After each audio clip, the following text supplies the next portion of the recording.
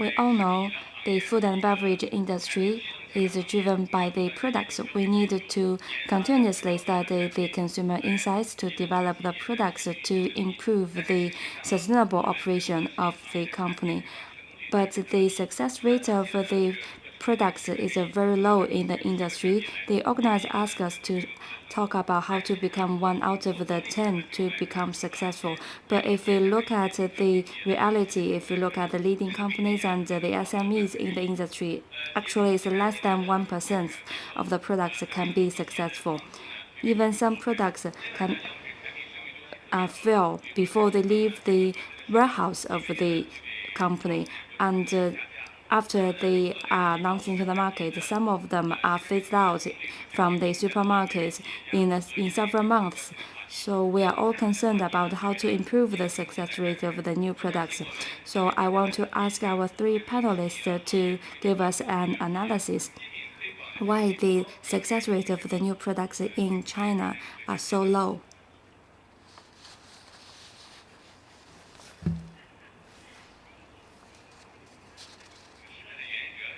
So what are the reasons? This question, I'm not the right person to answer this question because I do not have any experience in the product development in China. First, I work in the university, and then I moved to DSM, and then I joined PepsiCo. I believe the consumers in China pay more attention to health. There are many products in China. For example, when I work at DSM, we have many dairy company. Dairy drink. For the companies outside China, they focus on dosage. But for clients in China, they focus on the claim, not really the dosage.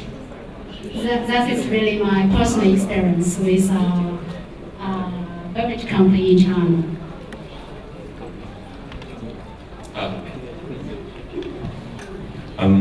I think that the issue is that you're always going to have failure, so that's one thing you have to accept and assume. Why do products fail? Well, there's a lot of reasons. One is that you have to look at strategically. Did you actually design the right product? Did you actually get the right taste? Did you actually check with consumers? Did you make sure that you position the product the way you have to position it from a strategy standpoint? So that's the first thing. But even if you have a beautiful product and you position it well, there's another thing that's very important in confidence. Having a good product doesn't really give you success. It's how you're going to execute it. And execution means distribution, placement, how you're going to advertise it, that you're going to support it. I've seen a lot of products that are great products, well thought, right on trend, well positioned, they taste well, and they fail. And the reason is they never really are able to be executed right. That the distribution is never achieved, that the positioning in the store is never really achieved, that the advertising doesn't really convey the message well, or there's not enough advertising. So because humans actually play into this, a lot of failures are based on things that are not actually taken care of before you launch a product. A new product that's good will not give you success. A great program marketing with great support will not give you success if you don't have a great product. So it goes both ways. And we also have to recognize it's a very competitive market today. You see that in China. Probably 10 years ago it was easier to launch products and be successful. More and more is more difficult because you have more competition and more product launches. So I think those that attended yesterday's session learned that launching a new product takes more than just having a good product. You have to manage the channel and your communication message and branding and line extensions and new innovations. So one thing we try to do to help make sure we're on track is to look at what those global trends are. And I think Jordi presented one of them, being calorie or sugar reduction. So we have basic themes that we work around. Our motto is to enable better foods for everyone. But how we make foods better, we really segment. So if you want to do something completely unique, let's pick traditional Chinese medicine. we're not the people to work with. So we pick where we think we can help, and if we can't, we're very upfront to say, hey, that's a great idea, good luck. And so for us to participate in the 1/10, we want to, because that's what drives business. But you can't always pick and choose what is going to win. So we just pick and choose where we can work. And luckily we're in some of these global trends around health and calorie or sugar reduction that help us make sure we're part of that 1/10 that survives.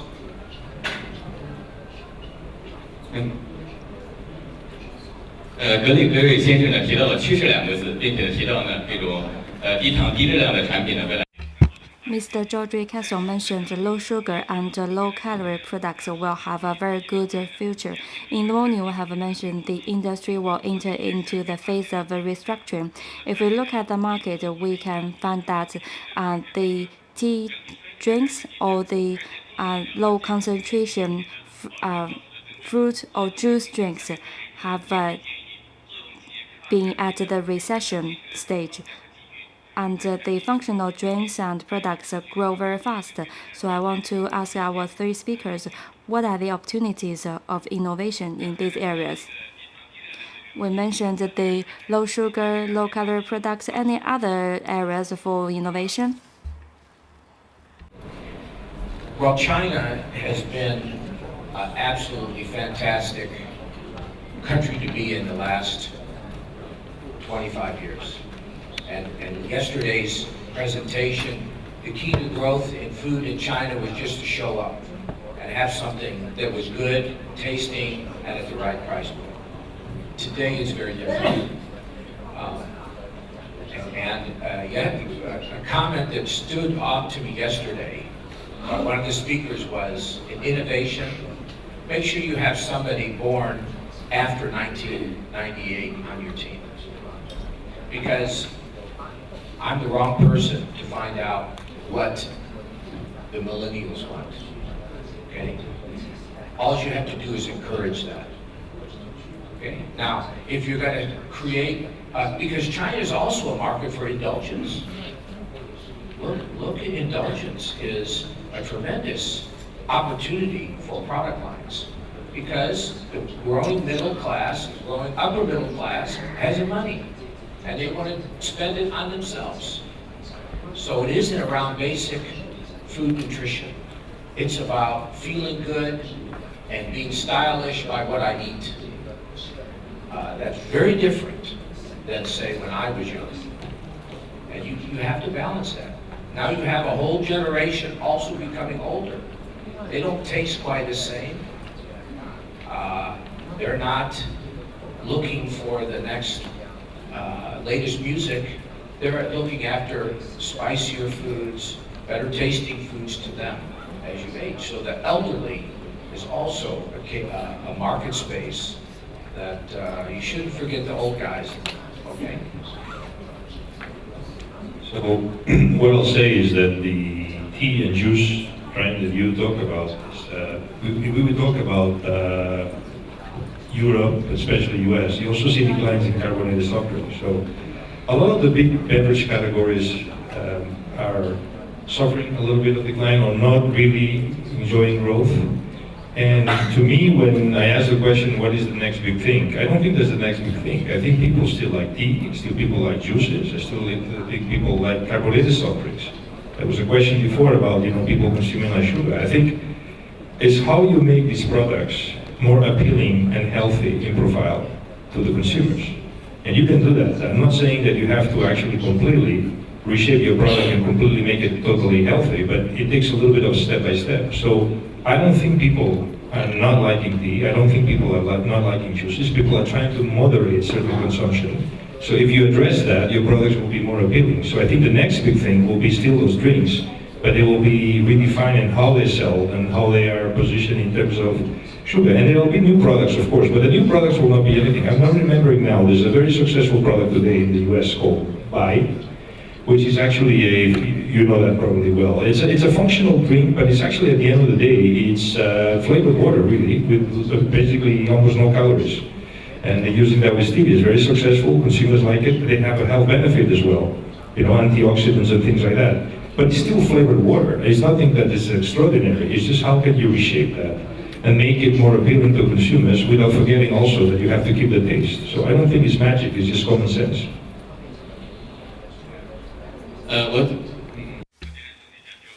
So let's summarize. Mr. Gregory believes that for different target groups, we need to look for the added values for them. For example, for the middle class, besides the basic demands, basic requirements, we can provide extra enjoyment or the benefits emotionally or functionally. And Mr. Ferre believes we need to make product innovation based on the current products. For example, the tea. The product is not outdated, but we need to further improve the tea products. So now let's listen to our guest from PepsiCo. I work in the chemical industry and I'm also a nutritionist.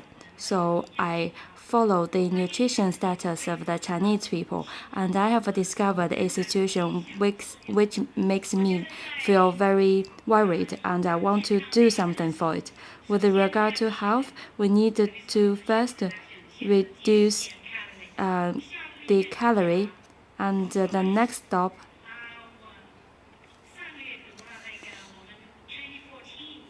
last month I have read the article about the calcium and vitamin D for people in China between 16 to 60 years old, and 50% of them have deficiency of calcium, and 40% of have deficiency of D, and it can be as high as 90% with the deficiency of vitamin D. If we do not have the good foundation before the 30 years old for your density of the bone, it will be a very big danger for you. Many females in China, when they reach 40s or 50s, and their bones become very fragile, and they can get the bone fracture very easily because there's a very limited calcium in our food and beverages, and that is a very good opportunity to make the next generation healthier. Thank you very much, Mr. Yang, for giving us a new perspective. And I believe that's also a new direction for innovation in the future for our industry.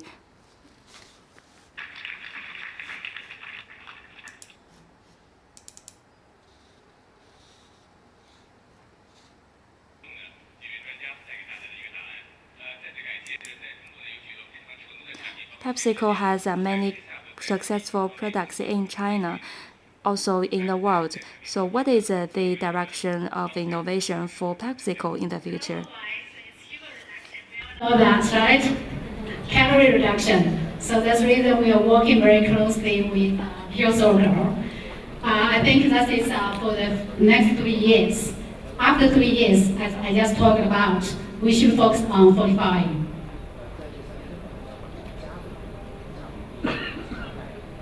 I'm very happy to work with PepsiCo actually on doing these things. As I said before, you know that partnership is everything, and partners.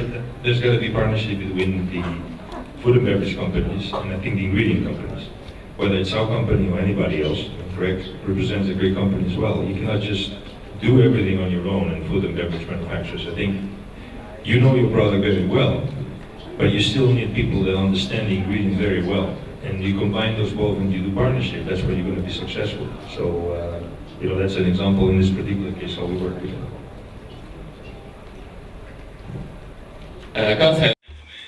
Our panelists have shared their views about the trends for future innovation in the industry. If a company launches a very innovative product, then how to make sure that the operation can achieve the success?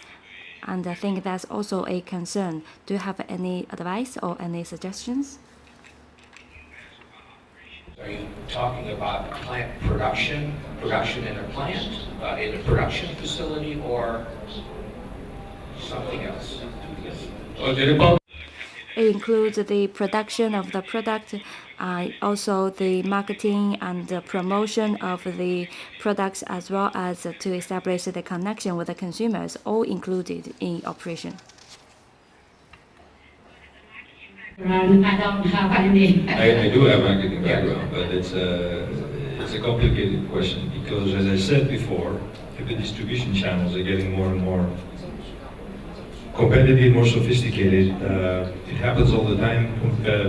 Actually, distribution channels sometimes and often have a lot more power than manufacturers because at the end of the day, they're the ones that produce the product. So you need more and more distribution power. If you don't have the distribution power and you want to launch a product, you have to find a way to do that, either through a partner that has that distribution power, or maybe through other innovative strategies. But if you don't put it at the reach of the consumer, and you put it in the right place, and you don't position it in the right place when you make that first impression, definitely all your effort will go awry, and that's the problem, right? So the execution becomes more and more difficult as the markets more and more grow and evolve, and this is an example of China. Is it that easy today? People have been launching products for 10 years. Is it that easy today to launch a product? We're talking about China, but Greg was just mentioning about, I'll say, your generation in the US as well, right? I mean, it was easier before to launch new products because the competition was not there and was not as developed as today, and the distribution channels didn't have the power. And the distribution channel have the power to actually decide whether your product is there or not. So I think, to me, advertising and marketing, you can buy this. If you're good marketers, you can do a good job, and that will help you with there. But the distribution channel is a big focus, and how you're going to position that, in my personal opinion. I see there's two, to add on to that, I see there's two very important aspects to any new product. One is consistency. You have to make the same product every day, because if your product is inconsistent, consumer will soon leave. And that puts the burden back on us as suppliers to make sure that the ingredients that we're supplying work consistently. The other aspect of it is any claim or positioning that you have around there. If it is not genuine, or if it's not true, with the WeChat environment, the consumer will find you out. And then to recover from that, in today's world, to recover from a bad experience is very, very hard. So those are two things that, from an operations point of view, is consistency. You can talk about cost. There's tremendous pressure on the food industry, regardless of where you are. But consistency is by far more important, and then being genuine in your position. So if you're going to reduce sugar, as my friend here does every day, and you are doing that consistently, then I'm sure his customer is going to ask him what's going on here. So. 这个是用 We see in Chinese that if you have a good product, you can get a very good price. And good products can give a very good, valuable enjoyment to the middle class. Our three panelists, when they discussed, they have shared a lot of contents in a very short period of time. The promotion and the R&D of the new products is a systematic work, but many companies have had them separated. For example, the R&D and the marketing are separated. So as a company, how to integrate the R&D promotion and R&D into a holistic or a real system? And maybe our panelists can share their experiences from multinationals.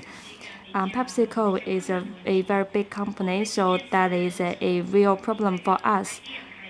Our experience that from your idea, we need to engage with the marketing and sales.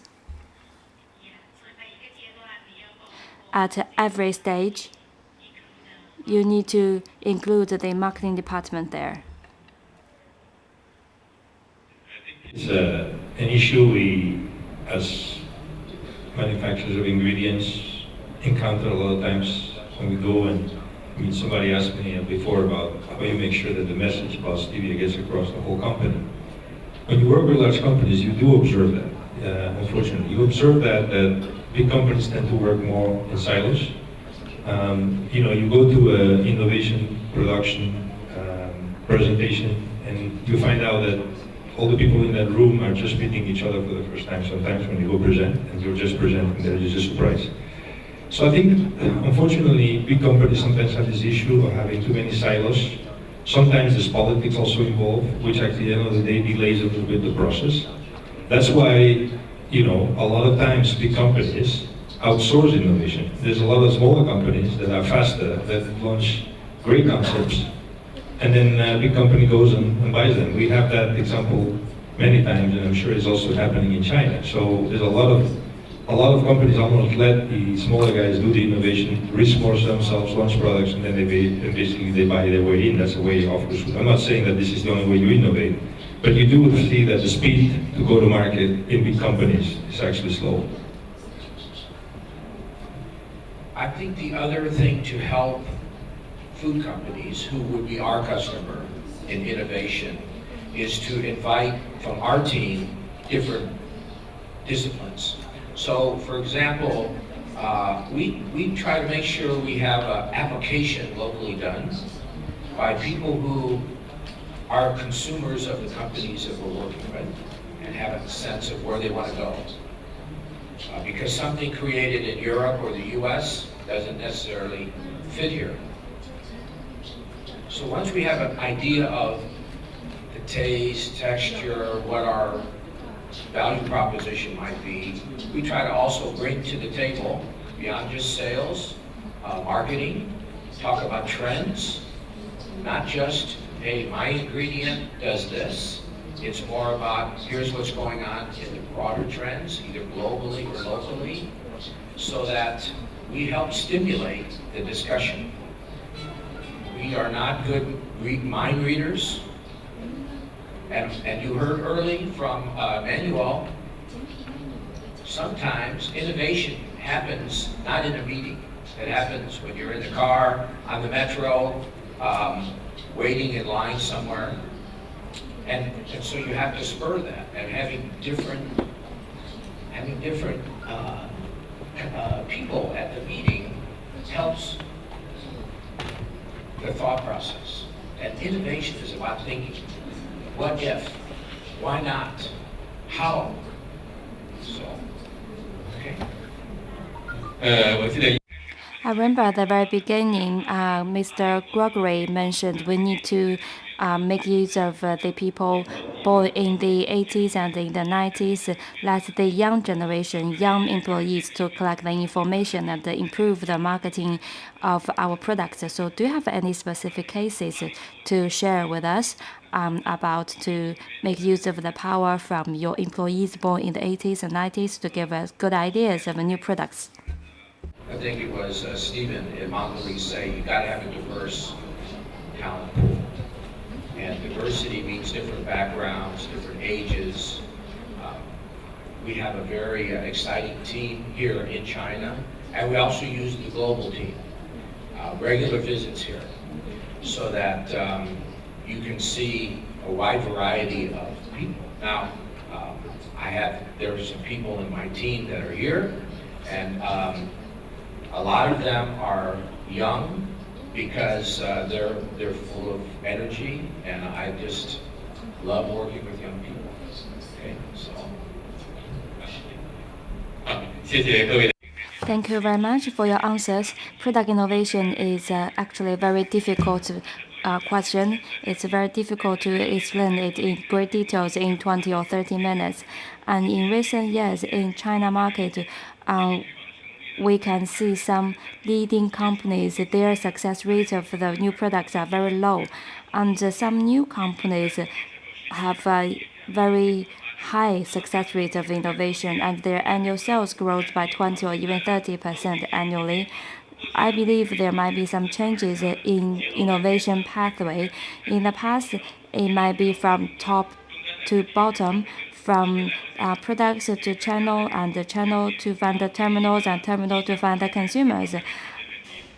Maybe we need to take the other way around. We need to first think who are our target consumers, what kind of solutions we provide to these consumers, and then we find out where do they buy the products, whether in the convenience stores or in the supermarkets or online channels, and then we decide our promotion channels, and then we decide our productions and other processes. The previous strategy from top to bottom might be successful in the age oriented by the enterprise, but now the consumers are the most important thing. We need to listen to them more. So thank you very much to our 3 panelists. Thank you for your insights.